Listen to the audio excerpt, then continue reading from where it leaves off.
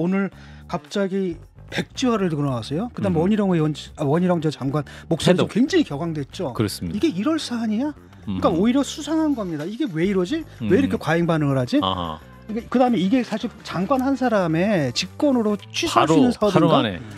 왜냐하면 이거 지역민들 거기 필요에 의해서 국토 발전의 필요에 의해서 생긴 건데 장관이 내 마음대로 무슨 카드로 쓸 수 있는 도박판에 판도로 내줄 수 있는 이런 거냔 말이죠. 이런 걸 딱 보게 되면 아예 목숨 걸었다는 생각이 들거든요. 쉽게 말하면 방탄. 내가 대신 방탄을 하겠습니다. 이게 목숨 걸었다는 생각 딱 드니까 오히려 저는 여기서 이거 왜 이러지? 예, 한판 브리핑 민동기 평론가 함께하겠습니다. 어서 오십시오. 안녕하십니까. 자, 후쿠시마 오염수 방류 이제 코앞으로 다가왔다 이런 얘기가 나오고 있는데 한일 정상회담이 다음 주에 개최된다는 얘기가 있어요. 기시다 일본 총리가 오는 11일과 12일 유럽 리투아니아에서 열리는 나토 정상회의에 참석을 하는데요. 예. 이때 윤석열 대통령과 별도로 정상회담을 여는 방안을 추진 중입니다. 이건 일본 언론이 보도를 했는데 윤 대통령도 나토 정상회의에 참석을 할 것으로 보입니다. 현재 일본 정부와 조율 중인 것으로 알려졌고요. 예. 그리고 이후 13일부터 15일까지는 폴란드를 또 국빈 방문한다고 합니다. 아무래도 기시다 총리가 한일 정상회담에서 후쿠시마 원전 오염수의 해양 방류 계획에 대해서 설명을 하지 않겠느냐 이런 전망이 나오고 있고요. 국제원자력기구가 공개한 최종 보고서를 근거로 일본의 오염수 해양 방류가 국제안전기준에 부합한다 이런 내용을 설명을 할 것으로 보입니다. 어찌됐든 오염수 방류라는 민감한 이슈가 테이블에 이제 올라가는 것이기 때문에 예. 윤 대통령이 어떤 입장을 밝힐 것인가 이게 상당히 좀 주목이 되고 있고요. 관련해서 일본의 하야시 외무상도 13일과 14일 인도네시아 자카르타에서 열리는 아세안 외교장관 회의에 참석을 하는데요. 이때 한국, 중국 외교장관과 개별적으로 회담하는 방안을 추진 중입니다. 역시 오염수 방류 계획을 설명을 할 것으로 보입니다.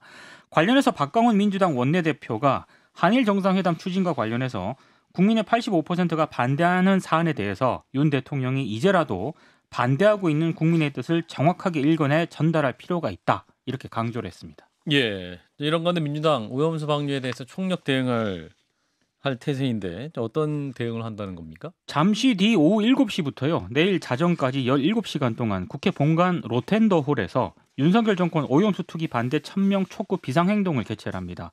비상행동에 민주당 소속 전체 의원이 참가할 예정이고요.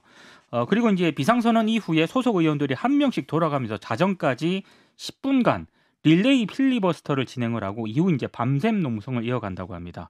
내일 오전 최고위원회의도 릴레이 필리버스터 형식으로 진행이 되는데요. 예. 내일 오전 본청 앞 계단에서 국회의원들 그리고 원외 지역위원장 수도권 지역의원들이 참여하는 집중 결의대회도 개최할 예정입니다. 일본이 오염수를 방류할 경우에도 민주당이 대비를 하고 있는데요. 일본이 만약 오염수를 방류할 경우에 전체 일본산 수산물 수입을 금지할 수 있는 법안 초안을 지금 준비 중인 것으로 알려졌고요. 오염수를 방류하면 발생할 수 있는 이 수산업 어업 종사자들의 피해 구제 관련 입법도 추진한다는 그런 계획입니다. 예. 당내 종합 컨트롤 타워를 구성을 하고 오염수 방류 반대 의원 모임을 발족을 해서 야사당과 시민사회단체 등과의 연대도 강화할 방침입니다. 예. 지금 국민의힘도 이 민주당에 맞불을 해서 또 강력하게 대응하고 있는 상황이죠. 민주당을 좀 강하게 비판을 하고 있습니다. 예. 민주당이 IAEA 최종 보고서를 깡통 보고서라고 강변을 하고 가짜 뉴스를 연발하고 있다고 비판을 했고요. 특히 국민의힘 윤재욱 원내대표는 본인이 만든 거짓말을 아예 진실로 믿는 리플리 증후군에 빠진 것 아닌지 걱정이 된다라고 맹비난을 했습니다. 조수진 최고위원도 오늘 입장을 내놓았는데요. IAEA와 싸우는 나라는 북한과 이란 정도인데 대한민국 제1정당이 가세한 셈이다. 괴담 정치 확산, 삼류 정치라고 또 비판을 했습니다. 예. 관련해서 김웅 국민의힘 의원은 조금 다른 목소리를 냈습니다. 오염수 방류를 반대하는 것이 비과학적 괴담 유포라면 그럼 2년 전 우리는 비과학적이었느냐? 그렇다면 괴담 유포자는 바로 우리 아니냐? 페이스북에 이런 글을 썼고요.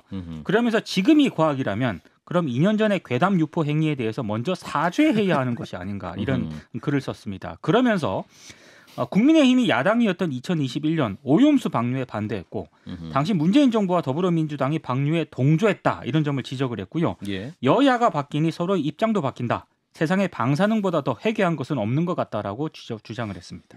예, 일단 나토 정상회담과 한일 정상회담이 열린다고 하니까 이제 뭐 방류 수순으로 가는 것 같은데요. 이따 잠시 토론이 있긴 합니다만 짧게 논평 드릴까요? 진 작가님부터. 이게 방류는 이미 오래전에 정해졌습니다. 이게 이제 이 정부에서 국민의 건강권, 생명권의 입장에서 이 문제에 접근한 게 아니거든요.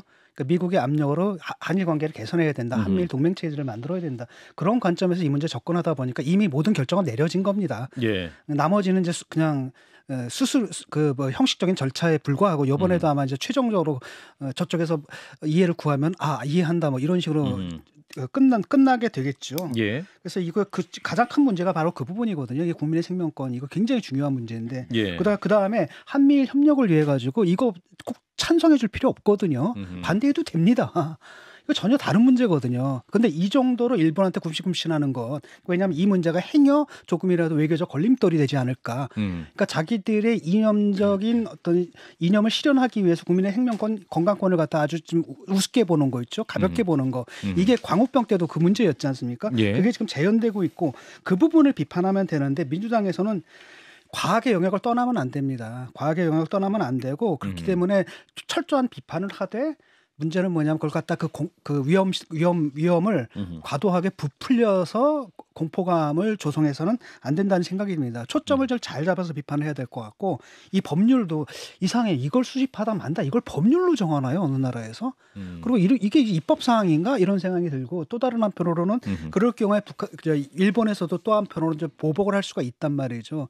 여러 가지를 고민해 봐야 될 것 같습니다. 왜냐하면 그것이 사실은 우리 어민들 또는 농민들한테 또 피해로 다가올 수도 있단 말이죠. 싸움을 벌여가지고. 예. 현재 수준에서 이미 후쿠시마산은 지금 수입을 금지해 놓은 상태잖아요. 그걸 지키는 게 좀 중요하다고 보고 그것도 이제 무너질 겁니다. 이미 정부는 제가 볼 땐 끝났거든요. 이거 다 받아들이기로. 예. 제가 김 소장님. 외무부 장관 출신의 기시다 총리의 이 현란한 외교전을 보고 있으면 정말 입이 떡 벌어집니다. 다른 장소도 아니고 나토를 골라서 한일 정상회담을 추진한다는 자체가 참 경쟁국이지만 정말 대단하다는 생각을 했습니다. 왜냐하면 우크라이나 러시아 침공에서 국제사회가 배운 것은 미국이 안 끼어들 수도 있다라는 걸 배운 거 아닙니까? 예. 그리고 조선일보 얼마 전에 보도했지만 중국이 뭐 대만 침공하면 북한이 한국 침공한다 이런 얘기 막 지금 하면서 나 우크라이나 걸 봐라. 한국도 자칫 잘못하면 북한에게 이렇게 당할 수 있다라는 메시지를 은근슬쩍 주면서 그 장소에서 한일 동맹을 강화하기 위해서는 여기서 이거 오염수 좀 들어달라. 이 부탁을 나토에서 딱 하는 순간 대통령이 저는 이거 북한으로부터 침공을 막기 위해서는 우리가 일본과의 관계를 돈독해야 되겠구나라는 생각을 하실 수도 있는데 진 작가님도 잘 설명하셨지만 한미일 군사협력은 그렇게 쉽게 깨지지 않습니다. 좀 용기를 내셔서 대통령께서 기시다 총리에게 아닌 건 아니라고 말씀을 좀 하셨으면 좋겠어요. 한마디로 하면 기시다가 참 대단한 사람인 게 지금 나토 가잖아요. 나토는 뭐냐면 이걸 갖다 연장하고 싶어요. 태평양 쪽으로, 동아시아 쪽으로. 왜냐하면 중국하고 러시아를 견제해야 되거든요. 우크라이나 사태 이후에. 그런데 일본이 그걸 이용하는 거예요. 자, 알았다. 그다음에 받으면서 뭐냐면 후쿠시마산 수입 금지 풀어. 이렇게 나오거든요. 그래서 유럽의 나라한테 풀라고 얘기를 하고 있고 그다음에 그 자리에 우리 대통령을 불렀고 그럼 다음 수는 이제 뻔한 거죠. 이렇게 되는 거고. 예, 뭐 이 관련해서 얘기도 잠시 후에 전문가들과 토론을 하면서 좀 짚어보겠습니다. 자, 이어서 오프닝 때 두 분이 다 말씀하셨는데요. 김건희 일가가 소유했던 토지와 관련한 고속도로 노선 변경 의혹이 일파마다 커지고 있는데 원희룡 장관이 오늘 격정적으로 전면 백지화하겠다 이런 선언을 했습니다. 고속도로 추진 자체를 백지화하겠다 이렇게 사실상 선언을 했고요. 예. 기자들 앞에서 상당히 강도 높은 어조로 입장을 밝혔는데요. 잠깐 음성 듣고 오시겠습니다. 그동안 추진된 것을 전부 백지화합니다. 근데 말씀하신 게 그러면 용역이 아직 결정이 안 됐는데도 그걸 전부 지금까지 진행된 과정을 전부 백지화합니다. 이 정부에서 추진됐던 것은 이 정부 임기 내에는 김건희 여사님 땅이 거기 선산을 옮기지 않는 한 그것을 처분하지 않는 한 민주당의 이 날파리 선동이 끊이지 않을 것이기 때문에 저희는 그 원인을 제거하겠습니다. 다음 정부에서 하십시오. 대통령실과 좀 논의가 된 건가요? 제가 전적인 책임을 집니다. 저의 정치 생명과 장관직을 걸었지 않습니까?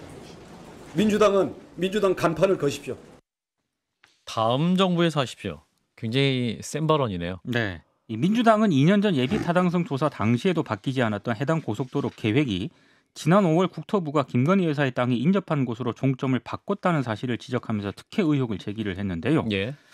지금 아마 유튜브로 보시는 분들은 국토부에서 이제 내놓은 자료가 있습니다. 그렇습니다. 예. 이 특혜 의혹은 지난 5월 8일 공개한 전략 환경 영향평가 항목 등의 결정 내용에 예. 갑자기 고속도로 종점이 원래는 양서면이었습니다. 그 위쪽에 있는. 예. 근데 이게 강상면으로 변경이 되면서 논란이 좀 제기가 되기 유튜브 보신 시작을 분들은 했습니다. 빨간 점에서 노란 점으로 EQ로 연장되는 걸 이동됐다는 거네요. 그렇습니다. 그러니까. 이게 2021년 4월 기재부의 예비 타당성 조사를 통과한 고속도로 사업인데 예. 지난해 타당성 조사라든가 전략 환경 영향 평가 용역 공고에도 모두 처음 양서면이 종점으로 적혀 있었습니다. 예. 근데 이제 갑자기 이게 변경이 되니까 논란이 제기가 되고 있는데요. 음흠. 원래 양평군이 종점 변경 사유로 양평균 남한강 이남 이북 연결 및 나들목 신설로 통행 불편이 해소된다 이렇게 기재를 했는데 원래 처음에 이 고속도로를 만든 이유가 이 원래 그 양서면 쪽에 보시면 드물머리가 있습니다. 많이 가시죠. 드물머리 가보신 분은 아시겠지만 저도 갔다가 여러 번 이제 차가 밀려서 방향을 변경해서 다른 쪽으로 간 쪽이 있는데 굉장히 정체가 많이 되는 곳입니다. 돌아올 때도 그렇고 그렇습니다. 갈 때도 그렇고. 근데 지금 종점이 바뀐 곳으로 보면은 예. 더 연장이 더 멀리 가는 곳이거든요. 그래서 이게 만약에 변경한 대로 간다고 하면 주말에 관광객들이 몰려서 정체가 빚어지는 이 교통 정체 해소라는 원래 고속도로 건설 취지와 달랐기 때문에 예. 더 의혹이 지금 불거진 그런 상황인데요. 오늘 원희룡 장관이 조금 전에도 보셨지만 국토부 장관으로서 정부 의사결정권자로서 말씀을 드린다. 해당 고속도로는 노선 검토뿐 아니라 도로 개설 추진 자체를 전면 중단하겠다라고 일단 밝혔습니다. 그리고 민주당이 의혹을 제기한 김건희 여사의 땅은 가족의 선산이 있는 땅인데 개발을 어떻게 하느냐. 민주당은 가짜뉴스로 의혹을 부풀리는데 혈안이 돼 있어서 아무리 사실을 말해도 소용이 없다고 판단했다라고 주장을 했습니다. 그러면서 이 노선이 정말 필요하다면 다음 정부에서 하라고 얘기를 했고요. 예. 그 과정에 대해서는 의혹 제기한 사람들이 처음부터 관여하길 바란다. 이렇게도 얘기를 했습니다. 예, 장관 자료도 걸고 정치생명도 걸고. 네. 오늘 박민식 본부장관도 뉴스쇼에서 장관 자리를 걸었던데 오늘은 두 분 장관이 장관 자리를 걸으셨습니다. 아니, 뭐 내각이 짤짤입니까? 예, 참 보는 국민들 입장에서는 당황스러울 수 있을 것 같은데 뭐 카지노를 차리죠 그냥 아예 용산에가. 예, 일단 노선 변경 특혜 논란 두 분 어떻게 보셨을까요? 진 작가님 논평을 하셨습니다만. 일단은 이건 그동안 저는 이제 강하게 비판하지 않았습니까? 아주 사소한 건을 들어가지고 김건희 여사를 갖다 악마하는 부분에 대해서 굉장히 강하게 비판을 했는데 예. 제가 볼 때는 이것은 악마라고 볼 수가 없는 겁니다. 일단은 의혹 제기를 한 게 예컨대 그 대부분의 경우 그런 거 아닙니까? 약간 마이너한 매체들 쉽게 말하면 크로스 체킹이 잘 안 될 수 있는 이런 매체들에서 사실관계 확인이 그렇죠. 약한. 되게 또 정치로 편향된 이런 매체들에서 떠들고 민주당이 받고 이랬는데 이건 JTBC에서 했거든요. 예. JTBC에서 했고 JTBC는 CBS와 더불어 상당히 공신력 있는 매체 중에 하나잖아요. 공정하기로. 예. 집어넣습니다. 예. 그렇기 때문에 그다음에 또 하나는 뭐냐면 여기에 예. 대한 국토부의 해명이 지금 말이 안 맞아요. 해명한 걸 다 들어보게 되면 예. 뭐 양평군의 요청이었다. 근데 그 공문을 딱 보게 되면 오히려 뭐라고 나와냐 반대로 나와 있거든요. 이 강상면으로 하게 되면은 예. 원래 원한 대로 하게 되면 사실 경제성 편의성 모두가 좋다. 근데 강상면으로 하게 되면 비용이 너무 많이 들어간다. 부정적인 거예요. 그다음에 또 하나는 뭐냐면 지역민들의 요청이 있었다. 무슨 요청이 있었습니까? 없었단 말이죠. 그런 거 하나도 없었습니다. 예. 왜냐하면 그걸 갖다가 받아들일 시간조차도 없이 변경이 됐거든요. 그다음에 또 하나는 뭐냐면 하남시에서 또 요청을 했는데 하남시 것도 안 받았어요. 그런데 왜 설사 요청이 있다던들 이거는 받고 저거는 안 받고 이게 말이 되느냐라는 거고 이게 또한 이런 일이 흔히 있었다라고 했는데 나중에 알고 보니까 이런 일이 역사적으로 딱 두 번 있었고 마지막에 있었던 것도 20년 전이에요. 이게 최종적으로 목적지가 바뀐 게. 그리고 그때도 상당 부분 뭐랄까 그럴 만한 이유가 아주 명확하게 있었던 거거든요. 근데 이거는 그게 없단 말이죠. 아니 전직 군수도 몰라요. 왜 그랬는지 모른다는 사람. 예. 22년까지 22년까지 근무한 그 군수도 모르는 사안이 어느 사이에 몇 달 사이에 했다라고 한다면 그리고 아주 우연하게도 거기 지금 땅이 있는 거 아닙니까? 김건희 여사 일가에 땅이 있다. 장모와. 라고 한다면 누가 봐도 이것은 이상하죠. 이상하다. 자, 우리 김성희 소장님은 또 역시 오프닝에서 말씀하셨는데. 예. 네, 일단 국토부는 제발 하루 이틀 좀 내용을 모아서 거짓말만 할 생각 하지 말고 진실을 말하면 좋겠어요. 또 선산은 어떻게 파냐 이렇게 말하면 듣는 분들 그러네 선산은 못 팔잖아 생각할 거 아닙니까? 근데 JTBC가 또 보도했지만 이 회사가 아마 ESIND일 것 같습니다. ESIND는 약자를 풀어보면 은순 인베스트먼트 앤 디벨롭먼트이겠죠. 어쨌거나 최은순 씨 일가 김건희 씨의 어머니 이분이 가족들이 소유하고 있는 부동산 개발 회사 명의로 이 지역에 땅이 있습니다. 그러니까 선산만 있는 게 아니에요. 왜냐하면 선산은 김건희 여사 재산이니까 대통령 재산 공개에 들어갔지만 이 이 최은순 씨와 관련된 김건희 씨와 관련 가족들이 지분을 갖고 있는 부동산 회사가 그 지역에 땅을 갖고 있다. 그리고 전 원희룡 장관 정말 실망인데 이 분기점이라고 하죠. 만나는 데에서 차가 못 내리는데 무슨 이게 부동산 개발이랑 상관이 있냐고 그러지만 500m 밑에 남양평 IC 톨게이트가 있어 여기 차가 다 나가거든요. 이렇게 누구나 10분만 들여다봐도 알 수 있는 사실관계를 자꾸 틀면서 얘기하다가 한 사흘라도 안 되니까 그럼 다 무효화라고 말하는 것은 안 해. 이거 아니에요? 안 해. 근데 이게 지금 2008년에 이명박 정부 때부터 양평에서 계속 요청해갖고 왔다 갔다 하다가 기재부가 결국은 여기로 해라고 손익계 계산했던 사업에 대해서 이렇게 하는 것 큰 문제고 전 김선교 의원이 지금 내가 했다고 나오는데 이 부분 집중적으로 파헤쳐 봐야 합니다. 왜냐하면 역할이 있다면 이분이 했을 거예요. 아마. 김선교 의원이 작년에 뭐라고 말했냐면 윤석열 대통령 후보 얘기를 하면서 대통령이죠. 단둘이 야 김 의원 당신만 보면 내가 미안해.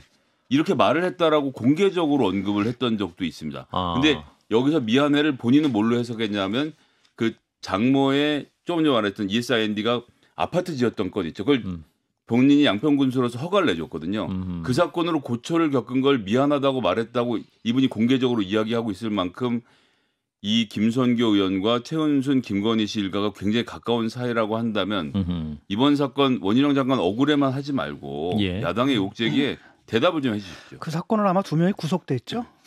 그런 거고 그다음에 일단은 저는 좀 이상했던 게 뭐냐면 여당이 왜 이렇게 과민 반응을 보일까였거든요. 장관도. 그러니까 보통은 이런 의혹들 정치권에서 늘 하잖아요. 예컨대 김남국 나오면은 거의 유죄 판결 내려버리는 게 원래 정치판의 수사적으로 정치판의 풍토인데 갑자기 이해찬 전 대표를 갖다 막 고소하고 고발하고 이거 막 보여준단 말이죠. 그러다가 오늘 갑자기 백지화를 들고 나왔어요. 그다음 원희룡 전 장관 목소리도 굉장히 격앙됐죠. 그렇습니다. 이게 이럴 사안이야?